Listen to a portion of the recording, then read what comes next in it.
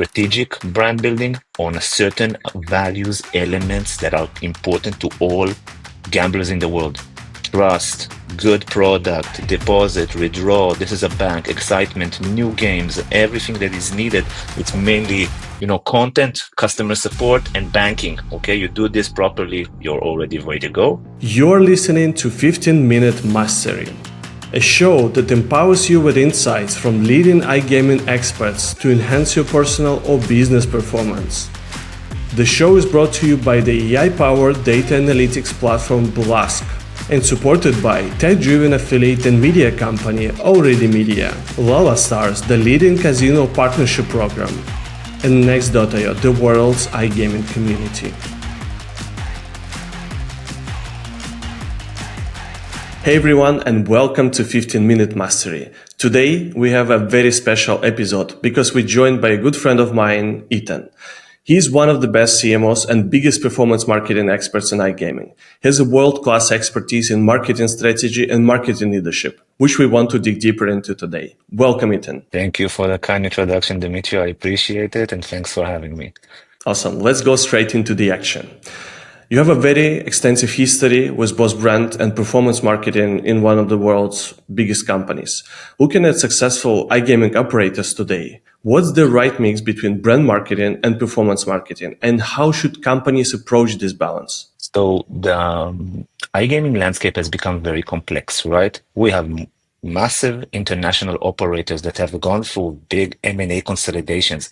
Of course, these big players, each one of them has its own business strategy, right? Where you have a multi-brand, multi-geo licensed company. These kind of companies are already understanding that brand is the most important thing because of their massive budgets and their ability to actually get for market share. That is one thing. That's one strategy of the market. In the unregulated market, affiliation still controls very hard. So performance marketing controls very hard. But you still see examples of unlicensed companies, example of Wilds and so on that actually did do brand marketing, because at the end of the day, brand is about trust. A casino is like a bank. If you do not invest in brand marketing, if your brand is not trustable, if you cannot be recognized and rememberable, then you would just be churned out. And then what happens is with unregulated licenses, they just open another brand, and they roll the same players from one brand to another, not really earning any money. So if you're not memorable, it's going to harm your LTV. If you don't have a brand in the long run, even in the short run today, you will lose out. Taking into consideration also that affiliates today want brands on their sites. Even affiliates, like we take back 5-7 years ago, as gamblers had more than 800 brands on it. Any brands they would accept, any CPA deal. It's not the case anymore. In the case anymore today is that in order to convert, you need trust. So brand and performance now are actually shifting very heavily. Also, as you know, because the CPA costs are so high because of EPC deals, you cannot have performance marketing dominate without brand marketing. So the mixture today has become very, very complex. And that's my view about this. Yeah, I absolutely love it. And I think what you mentioned is we are a very performance-driven industry, and many operators, they actually struggle with like moving beyond pure performance marketing. And like 7 years ago, 8 years ago, the situation hasn't evolved much since. But how do you actually convince stakeholders to invest in brand building and long-term initiatives against a short-term performance-driven thinking? So usually what I do when I encounter these kind of situations, I'm looking at companies that has like, a medium-sized operator, 100 to 150 people, 200 people.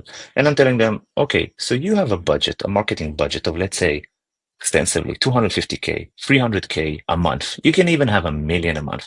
Are you able to compete with Entain, Betson, and so on that have 50 times your budget, and you think you're going to win the performance marketing race against these kind of companies that their affiliate team is 50 people?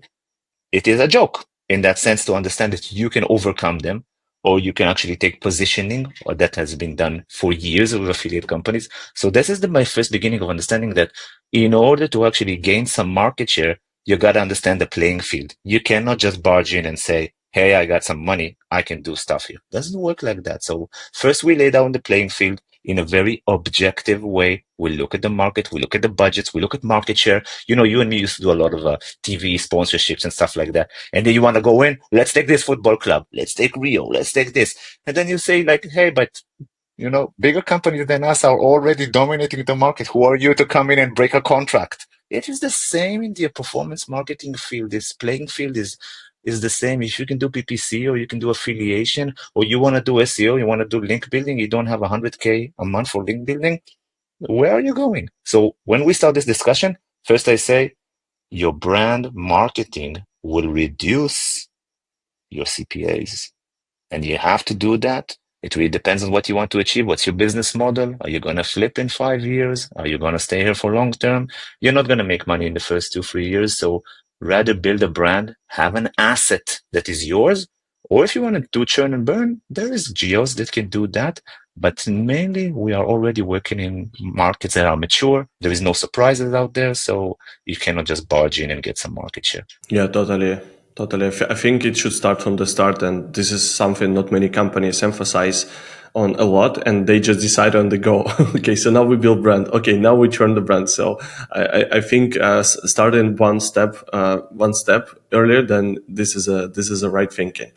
Okay, so let's try to think about it that way. So you got a green light for like a both performance and brand marketing initiatives. So now it's time to bring it on. So in your experience, how should marketing teams be structured to handle both the long-term brand building and the immediate needs of performance marketing? So it works like this in a way. So any company is usually led by its founder or CEO, and they have a tendency to do the things how they see it. But the first thing we need to understand is the market. Okay, so we take the market. We said we're going to go into the Irish market, okay? And we want to take market share in the Irish market. Let's understand the players in it. What do Irish people love to play? They like horse racing. They love sports betting. Or in the casino side, oh, they're big blackjack players. Fantastic. Let's try to start shaping our whole offering around it, around horse racing. Let's get a good horse racing product. Now we're going to start shaping the brand around it. Let's go to the performance side and see what's happening in the horse racing field. What is the CPAs? What is the CTAs? Even if I get the player in, is my offering strong enough? Is my retention strong enough to actually become a player in this that people will stick with me? You take all this data together, you pull it off, and then you can actually reach concrete numbers. And more importantly, you can start looking at revenue, profit, and the effort level I need. If I need to build a world-class horse racing brand in Ireland, that requires a certain skill and expertise, right? People that know it, not a lot of people know it and have this expertise. The brand needs to be shifted in a certain way. My feeds, my APIs needs to be in place. So it is not just something that stays in the marketing realm. This is why marketing strategy is so important, and senior strategic leaders like yourself are so important. You come in and you have the clout and commercial way to explain why marketing is a holistic thing and doesn't stay just in, I'm going to buy 1,000 players for 300 CPA. Everything's going to be fine. No, it's not. We need to talk to the development team. We need to maybe produce and develop payment methods, payment APIs in order to do fast payments on certain things, then compare it to the market level. So the once you get the green light, the first thing you got to do, really know your client and know if you can make money out of your client. It might be that you want to make money from poker in Ireland, but there's not enough money in poker in Ireland. It's just a dream wish. It's not relatively, it's not there. Know your market, know your client. I always say, know your player in the level of what he's dreaming of at night. If he's dreaming of a Ferrari being pulled by a horse, you gotta know it. You gotta know where he lives, what he thinks, what his wife likes to get for Christmas, and then you start blending your marketing and brand. Then everything shapes up commercially and branding wise, and easy also on the performance side. We are tending to buy PPC keywords and placements on sites just to get the player in with a low CPA. But you get the players in, and they're not good, or you cannot monetize them. So what the hell? All right. So usually I start from the end. How does success look like? What kind of players do we really want? And if we have 1,000 players of like this, what does it mean? What are we going to do with them? How the product will look at the end? What success? 7%, 8% market share in a certain vertical? We got this. We are done. We are successful. What's the numbers looking like? And then you reverse engineer the tactics because you already know where you're going to go. And this is, I think, very hard in gaming because a lot of times it's just we do it. We do it, we do stuff, we don't think, and then it doesn't work, and then people blame each other, they blame the plans. Usually the CMOs, they take a lot of heat, right? Marketing people take a lot of heat. It doesn't work, it doesn't work. But marketeers should just take a couple of steps back, become more strategic, and then step by step it will work. I love it, mate. I think knowing your player is probably where it all should start, right? In order to deliver the personalized marketing, either brand or performance, you should know the player and what is his desires and dreams and fears. So I'm totally with you here. Let me ask you that thing. So you mentioned that particular example of Ireland, where you really need to know the nitties and gritties of that particular country. How do you manage many countries, many regions, many cultures, many nationalities? What is the ideal structure of the marketing team for such an international brand? Do you think that centralized functional marketing team is the best, or a country specific? How do you achieve this overwhelming understanding of a player? This is where the fun part starts, right? This is where fun really starts in our job, in the high level strategic thinking, 50,000 feet off the ground. I first of all think that gambling as a universal motivation is universal. Is from the dawn of man, right? Psychological books that we have read says that we like to gamble on anything. It's thrill seeking. It's part of human nature. So if I zoom out on an international company, the size of Betson, the size of Perry Match that wants to do a lot of stuff, I start with what's my big high level feeling that I want to include in all of our markets at one go. And when it came to Perry Much, it was, it came from the UFC, MMA, the fighting part, the excitement, right? In Betson, it was more about stability, trust, Swedish brand. Every company brings out its DNA, and that DNA needs to also become introspective inside the company. It's very important that the people connect to it, and then it's much easier to export it out. Now, when I say excitement, excitement is one thing in Peru, one thing in Portugal, another thing completely in Finland, and but we can tweak that. So we can take excitement into localization. So I think that big companies or even smaller ones that might do multi-geo, multi-brand, now it becomes very complex and very even more fun. So nuances starts like this. Strategic brand building on certain values, elements that are important to all gamblers in the world.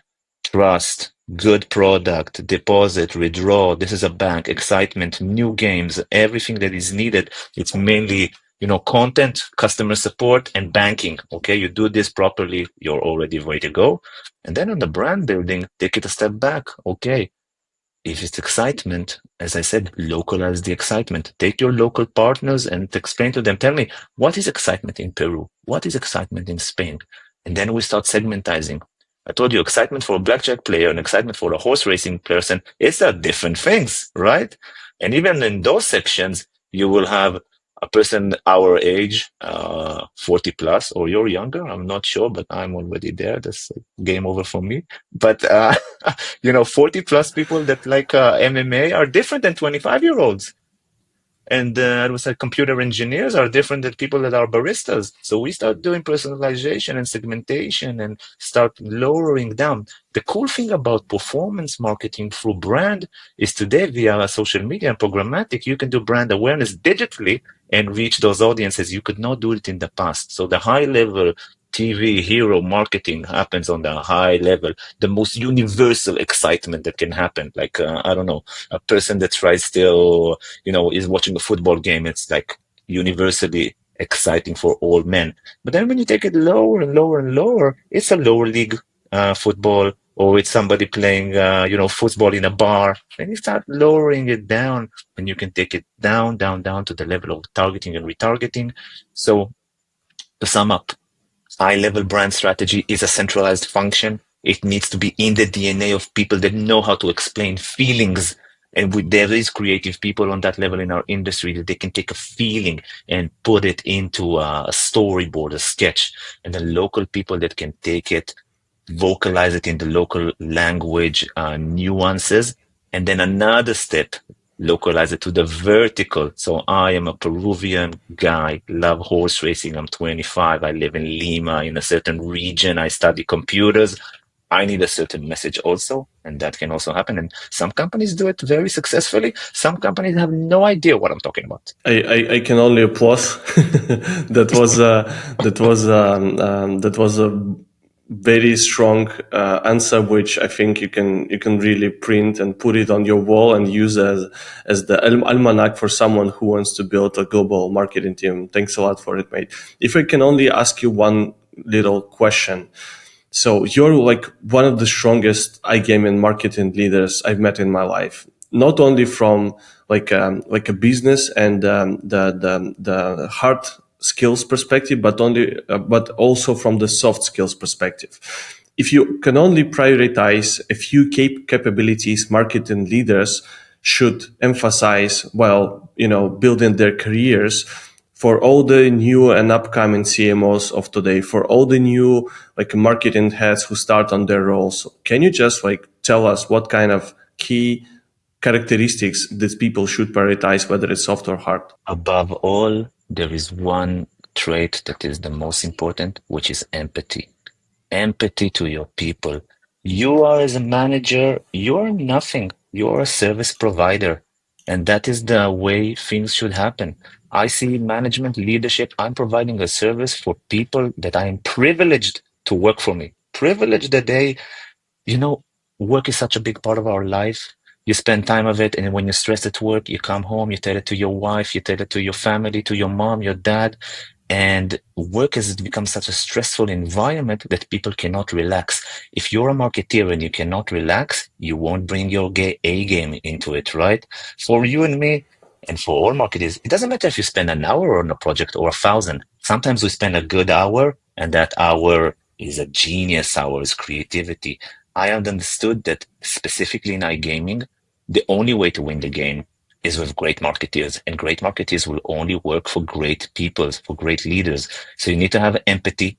You need to know how to lead yourself, and lead yourself happens in personal life. Above all, great people will not work for other people if they don't appreciate them. And I understood it early in my career. I was very lucky to have amazing, amazing people that I worked for that I valued on a personal level.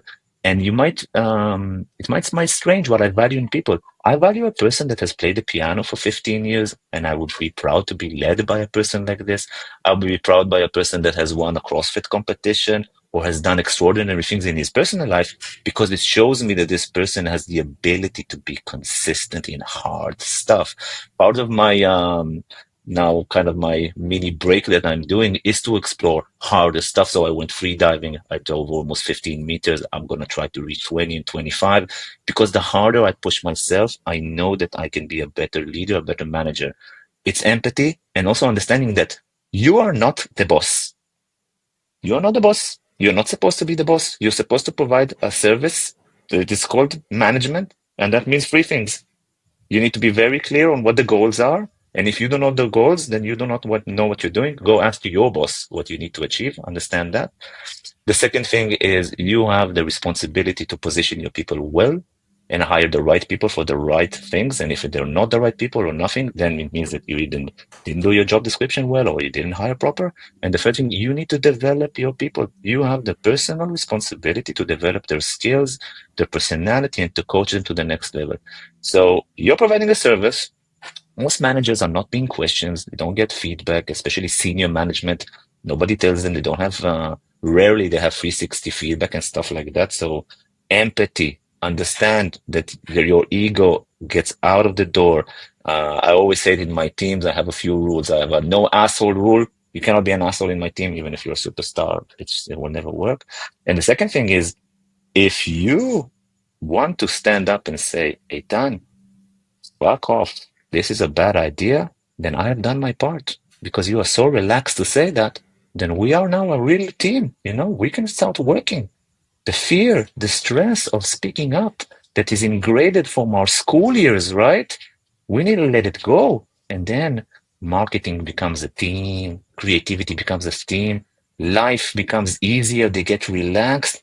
magic starts to happen, and then we see amazing campaigns. And you have done this in your teams. You know what I'm talking about. You know how rare is empathy in our commercial heavy iGaming business. But company owners that understand empathy, company owners, there are rare people like this, but they happen. They build great marketing teams. They win the game long term. And those who do not, they have shitty marketing. They pay massive CPAs and they bankrupt. Wow, thanks a lot for such a strong message. I think we couldn't find the better way to wrap up this episode. I really enjoyed it. It was probably the greatest episodes we've ever done. Thanks a lot for your time, Eitan, and sharing all your wisdom with us. I appreciate the time. It's always good to see you. Hopefully, we'll see you soon for a proper beer. Absolutely. Cheers. Okay, my friend. Cheers. Cheers.